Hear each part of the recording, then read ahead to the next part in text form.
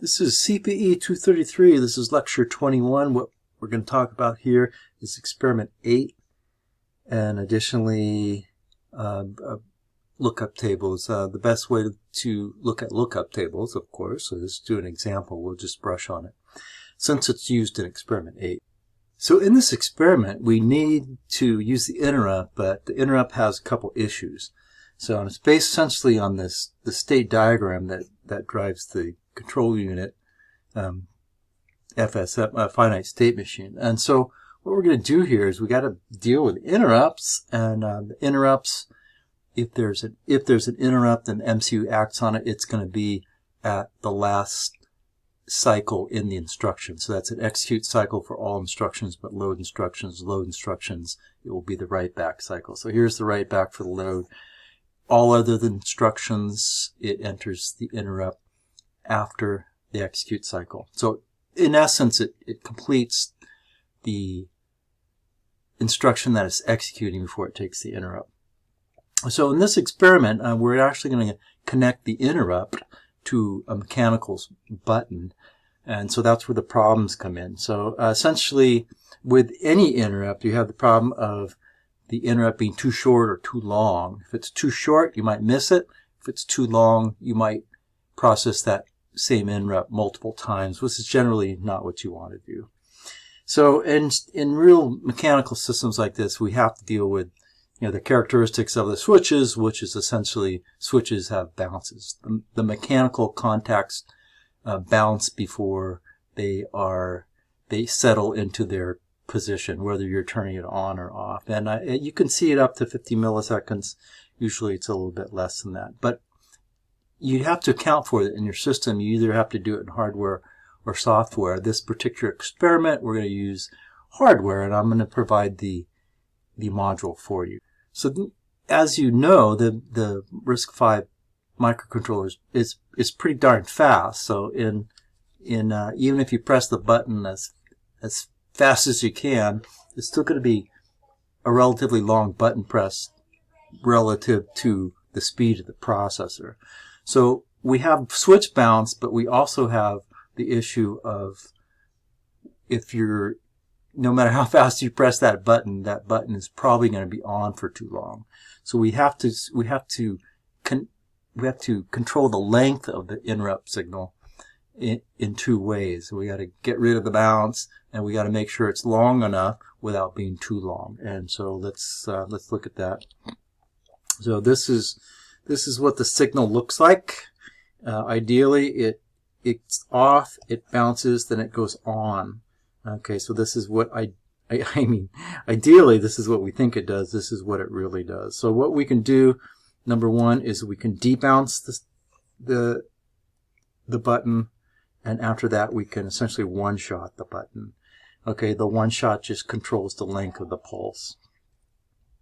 So essentially, it gives us the ability to make sure it's long enough without being too long. So for this experiment, experiment 8, the debounce module and the one-shot are provided for you. Essentially, this is very simple. It's just one signal in, one signal out. These are clocked also. This one-shot works in both directions. You typically only going to use a positive pulse out for this experiment because the buttons on the board are normally off, I guess what they call it. So when you press it, it goes on. When you release it, it goes off. So once again, this hardware is listed on Canvas somewhere. Just go grab it. You're going to put it in your experiment, and essentially we'll come a little bit more on that later. So experiment 8, it's a fairly simple experiment in theory. What it's going to do is count the button presses and display that count, and the count goes from 0 to 49. So it's not a big count, but you're in charge of a couple things here. One is the button press is going to actuate the count. It's going to increment the count. So it's going to increment 1 every time you press the button. And additionally, another part of the experiment is you have to write your own display multiplexer in firmware. Additionally, it's going to be a lookup table based multiplexer, which simply simplifies the code. Now this experiment seems like a lot going on, but the code is really relatively short. It's probably no more than 30 lines of code. So as you know, you hopefully got to it in 133, we are multiplexing the displays. The way this display on the Basis 3 board is wired up is such that it only can display one unique number at a time. Now you can put that number on multiple displays, but it's still not the same thing. You cannot in any way get two different numbers on that display simultaneously. So what we do instead to make it look like a real display is we turn a number on, leave it on for a while, turn it off. Turn it on for go to another number, turn it on, leave it for a while, turn it off. So this is the classic retinal persistence or persistence of vision, and it works well, and it's really a nice, simple lookup table-based exercise. Additionally, when you're multiplexing displays yourself, you have to worry about ghosting, which means that the wrong segments are on at the wrong time, but they're kind of dim. And also, if you don't multiplex it fast enough, you're going to have to deal with flicker. So these are both issues that your code is going to have to deal with. There's 4 different displays here that are controlled by an anode. All the cathodes, or essentially the segments, are wired together. So I can't. The only way I can turn on the A segment for this display is to turn the A segment on and then to turn this anode on. No other way to do it. So the display multiplexing algorithm is very simple to avoid ghosting. So what you want to do is turn off all the anodes, write your, go get your 7-segment data and write it. Turn the anodes back on and wait. Okay, so this is, if when you do it this way, there's never any wrong data on the display at the wrong time. So the display is sometimes blank, but that's not a big deal. This is the same algorithm for the 1s and 10s digit. And what you want to do on this thing, generally write the 1s digit and then copy and paste that code for the 10s digit, and you generally have to change like one number, and it's very, very simple code. Great opportunity for cutting and pasting. So potential problems with the display multiplexing is that the display segments are dim. Typically, if you do that, the multiplex clock is too fast, and or the delay inside that you're using, the wait for a while, is too short. The ghosting here, and essentially it can be caused by the too fast clock, but essentially it can be caused by having the wrong number on the display at the wrong time. So 2 issues here. You've got to give yourself a decent delay in there. We'll talk about that in a second. And then actually just a loop with FF works great. And the other thing here is if I follow this algorithm, turn off the anodes before I change the segment data, it shouldn't multiplex. And it will flicker if the delay is too long and you're spending too much time on one individual digit. It will look kind of chunky, and you want to avoid that also. So the counting in experiment 8, a whole bunch of different ways to do it. There's no real super easy way to do it. You have to handle it in firmware.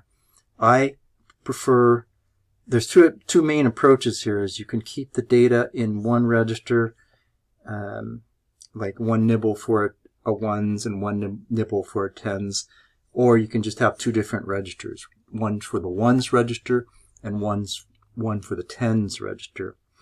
So both of these schemes are essentially using decimal numbers. You're keeping track of a decimal count, which means you've got to keep it from rolling over from like 9 to A. You want to roll it over from 9 to 0.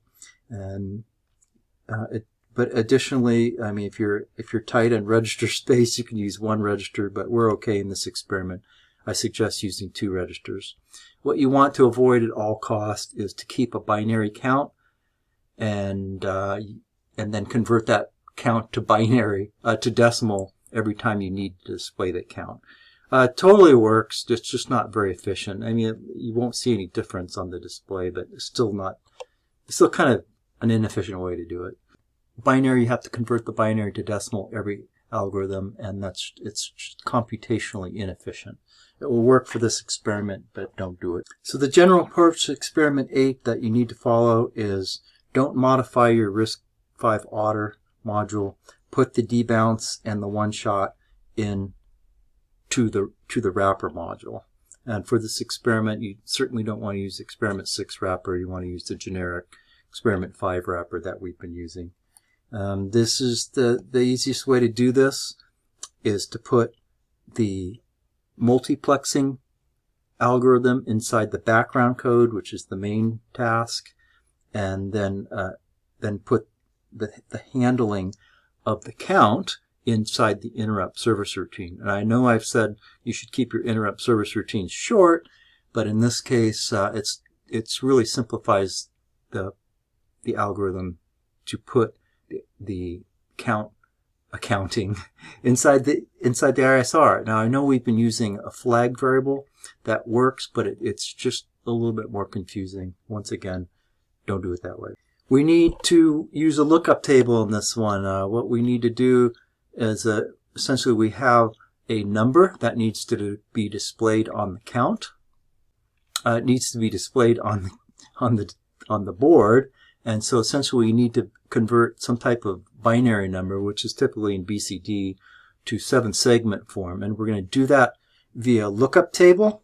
Lookup tables in general are very handy, and they do require a kind of a trade-off because it extends your data memory, but generally speaking, it shortens up and makes your program more efficient and faster at what it does. So these are very similar to arrays and higher level programming. Don't let them tweak you. It's just that you have to deal with these in assembly language, which means you have to deal with the addresses yourself. And it's relatively simple, but it is kind of tricky the first time you use it. Don't be afraid of it. This we don't have any examples in this lecture, but there's examples associated with this set of lectures. So take a look at those.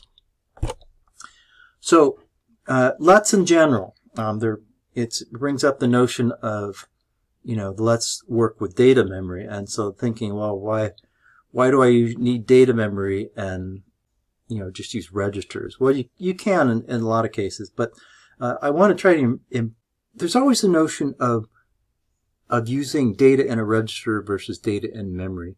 So most of the course we've been using data in registers, but the lookup table is essentially using data in memory, and it's a little bit uncomfortable at first, but you get used to it, and then it becomes extremely useful because it's so flexible. Now the issue here is for this add I instruction here, it's the register X3 is fixed at compile time or assemble time, and you have no flexibility in that. It always accesses the data in X3. Now the issue is that because this is data.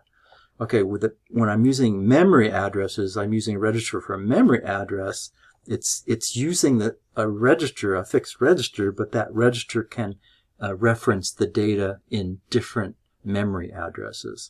So while this add I instruction always is referencing data in X3 because it's data, roughly speaking, if I put an address in X3 and use that address to access memory, data memory, it's much more flexible because as the program progresses, I can change that address. So this is one of the advantages of lookup tables. Essentially, the addresses are stored in registers, and you can change that address, and that helps you get data out of the lookup table. So in general, lookup tables are a very generic approach to handling data, and that is all.